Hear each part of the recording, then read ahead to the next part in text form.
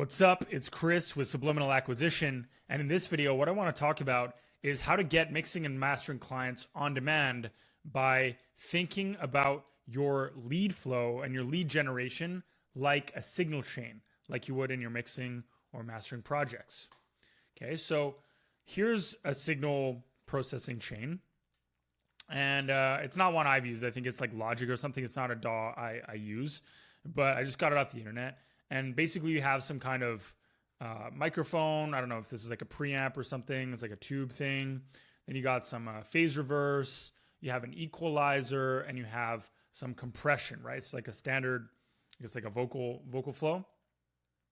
And you want to think about getting clients for your studio in the same way, with the same precision, with the same systematic flow, I suppose, or perspective as you do with your mixing and mastering projects, because you've already got a lot of the tools of a great entrepreneur, of a great business owner, just by the very nature of the fact that you're already an engineer. Okay, so you're already at an advantage. But in this video, I'm just gonna help you to sort of apply that, or just get the beginnings of applying that over to this domain of getting clients consistently, just like you get clean mixes consistently. Okay, so the main points I'm going to make in this video are: a systematic approach basically leads to consistent and stable results. That's what we all want, right? We want consistent and stable results. So how do we achieve that? We achieve it through systems, okay? I'm going to say systems a lot in this video, okay? So most engineers are not deliberate about their lead gen efforts, and that studio experiences, like their studio, their production studio, experiences poor lead generation consistency because of that. You can't expect consistency if you don't have consistency in your workflows, right? Just like you wouldn't in your music. So random inputs and random processes equals basically random results. If you're just doing random stuff, and if you're intermittently doing things and you're processing them randomly, like you're not, maybe you send a DM over here, maybe you randomly throw out a YouTube video over here, maybe you randomly tweak your profile over here, some kind of social media profile, or some kind of like sound better or something like that. And yeah, I mean, that's random inputs. And then random processes, I guess that would maybe be random processes too. It's all kind of one and the same in this random thing that we're talking about, this random example. If you're just randomly doing that, you're not tracking, you don't have any spreadsheets for this stuff, you don't have any automation, you don't have any assistance, although it's not 100% necessary to have assistance, but it can definitely help. You're not using certain AI tools to help with your workflows and so on. You're just going to get random results. You can't expect anything better than that. You're just going to get random clients. You're going to get a client here and there. You're going to get like sometimes you might get some word of mouth if you're good, but you don't have like a proper referral package or any real incentives for people to give word of mouth testimonials and so on. And the next thing I want to talk about is to use the scientific method to iterate your systems, right? We're going to talk about that in a minute. So why are you systematic and deliberate in your craft, but not in your business? You use templates, you use workflows, you use certain plugin presets. I mean, you might not rely on presets, but surely you start with them and to get in a good spot, and then you work from there. Or at least you have some kind of workflow. Even if you go from default settings on everything, that's fine. You know, you're deliberate and systematic about that. You have something that's consistent and repeatable, right? So why are you not doing that in your business? Look, I respect your high standards for craftsmanship. I'm a craftsman.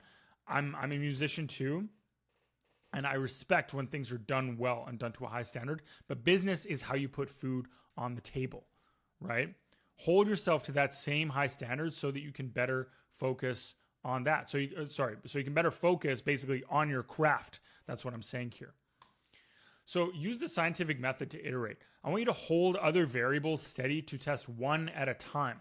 I'm going to give you an example or a sort of metaphor for this.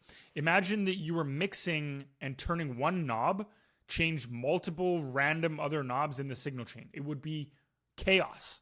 Okay, so I'm going to use the same signal chain here. let's say you in this phase reverse, you mess with this virtual, I think it says virtual drive, right? So let's say you want this to go up to 40 and you start moving that, and then this gain knob on the low mids here, that starts changing randomly. And then also, whenever you touch a button, whenever you move this circuit, whatever this does, flips to the other one. I mean, it would be chaos. It would be insane. It would be infuriating. Well, a lot of the times with your client acquisition efforts, you're actually doing the equivalent of this with your business, which is insane if you actually think about it. If you were to be mixing vocals, for example, and you're processing these vocals, well, if you were to do that, you wouldn't have any chance of consistency of getting great vocal processing, right? The same is true for your business, right? So when you're testing something, let's say if you're working on this vocal chain, let's use this because this is easier to understand. Is like if you're boosting the 600 hertz, it's going to be, you know what I mean? You're going to be able to listen for that. You're going to hold everything else the same. You're not going to be changing the volume on your what do you call it? I totally forgot. Your interface at the same time. You're not going to be doing something else. You're not going to be holding one hand over this ear. I'm actually low-key deaf in my left ear right now. So it's like kind of why I thought of that. But you wouldn't be doing those things and expect to get a good representation of what this knob is doing to your mix, to the vocals, let's say in context or out of context or whatever. What you want to be listening for that 600 hertz in kind of isolation of changing anything else, right? Because it's all relative. Okay, so the same is true for your lead generation efforts. So I have this beautiful picture here that kind of demonstrates a little bit about the next point. And I always love this picture. And basically, you want to make sure that your client acquisition efforts are like a nice, clean signal flowing through a high fidelity chain and being processed exactly as intended. Most people have a signal, it's clipping left and right.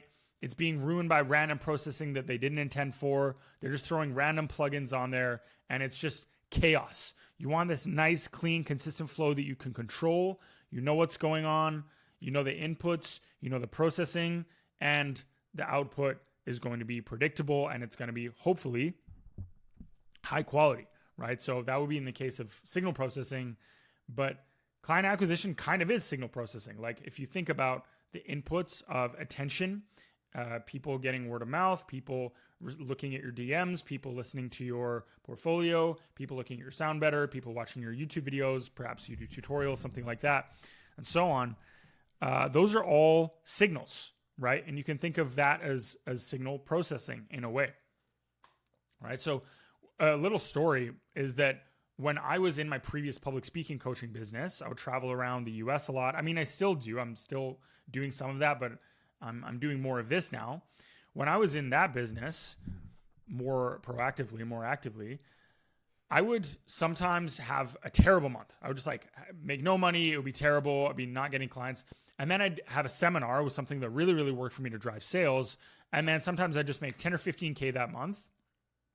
And, you know, my fridge was full of all this delicious food and so on. But then the next month I make, you know, just $2,000 or whatever, maybe even nothing. And I have to ride on the previous month or the previous couple months to pay the bills, right?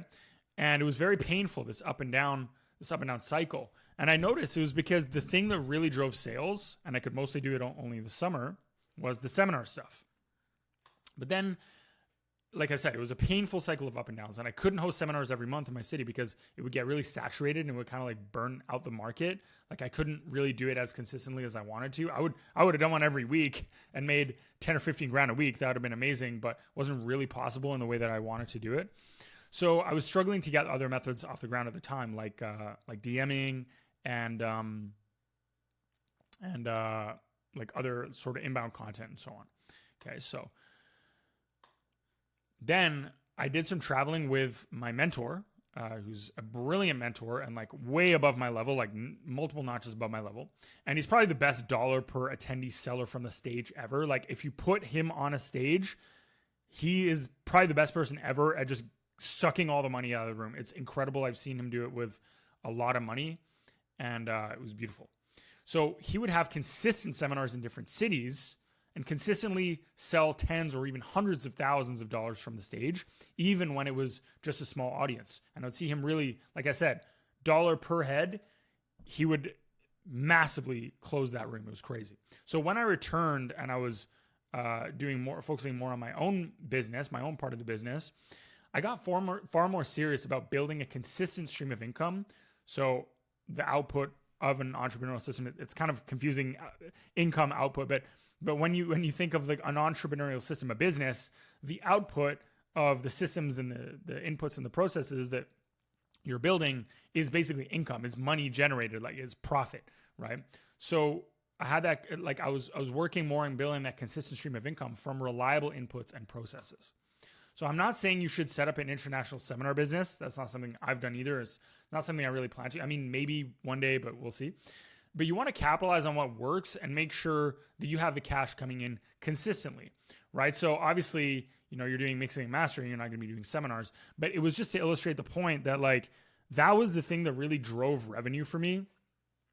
And why wasn't I figuring out a way to do that consistently? Like my mentor was doing that, and I saw that. I was like, oh, like I have to find a way to like milk the market, so to speak, find a way to like really drive sales and do it systematically and consistently. Yes, I could do these seminars and that would really work, to generate like a little bit of a spike in cash, but how could I do that in other ways, right? Especially online.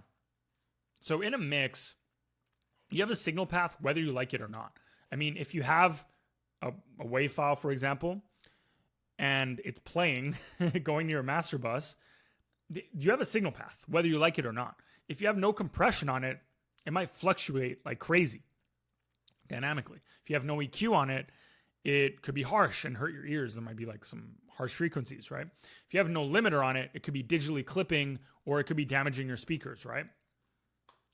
So similarly, you have a client acquisition system for your studio, whether you like it or not. So you might as well make it a good one, right? Makes sense?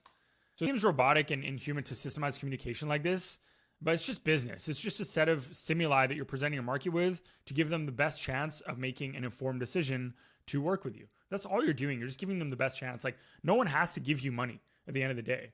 Like they can choose to not spend their money with you. All you got to do is just give them the best chance. Like go work your ass off, be a craftsman, get really, really good at what you do. So you're not lying and scamming people. And then just present that in the best possible way. And then you just give them a chance of, again, making that informed decision. If they really, really like your stuff and really like what you do and you're professional and they mess with what you do and you have some good stimuli up there, again, testimonials, mixes, and so on, they can make an informed decision and then they're going to benefit just as much as you are. In fact, hopefully they benefit more than you do. You want to be, there's a great quote from this book, The Science of Getting Rich by Wallace Wattles. And it's old school self-development book. And one of the things he says is you can't give them more in cash value than you give them, because obviously you can't just like take $1,000 and give them $2,000. It doesn't make sense. It's not sustainable. But you can give them more in use value than the cash that they gave you is worth. So if I gave you $10 and you gave me something worth $20, then that's a win for me, right? And if it's a fine trade for you, let's say you have 1,000 of those things and you want to get rid of them, then we're both happy, right? I mean, it's the nature of good trade. Okay, so you're putting stimuli in front of them anyway. So like with a half-baked portfolio on a website, I mean, most people is like, you need a website, and it just totally sucks, and like no one's ever going to click your website. You know, might be useful to have a website. A lot of people have great websites, but most people just have like a really half-baked website and a terrible portfolio. So yeah, just do it properly is the way I think about it. So the best businesses have systems, and while some of those huge corporations are evil, I say best, I mean biggest. So some of these huge corporations are evil, admittedly. You know, they're poisoning the population and brainwashing people and And I'm not going to get into that, but we can learn something from this systematic approach to scale our own small businesses, right? So how do I make a client acquisition system in the first place? You basically want to decide on the purpose and the goal of the system, so the desired outputs, and you want to take account of your available resources and tools. That could be relationships, that could be software, it could be hardware, it could be geographical advantages, and so on. And then reverse engineer it, accounting for the failure points, right? So this includes, again, your hardware in your studio, the software that you have, certain connections you might have in the music industry, and so on. So how do I improve my system? I kind of touched on this. Basically, it's iteration by holding all variables except for the one that you want to test. So like I said with the knob, so for example, changing your portfolio mixes for 6 months. That might be something that you want to test. So notice which mixes clients and prospects say are the standouts for them. All right. So those are just a couple of questions that you might have had for this video. Okay, so if you want consistent, high quantity and high quality clients for your audio production studio, click the link in the description to see if you qualify for a free discovery call with me or a member of my team. And, we're just going to have a chat to see where you're at. And if we can help you, we'll rough up a plan to get you into a position where you have more projects than you can handle. So I'm excited to chat with you. And thanks for watching the video. Go click that link if it's something you're interested in. And I'll see you in the next video. Peace.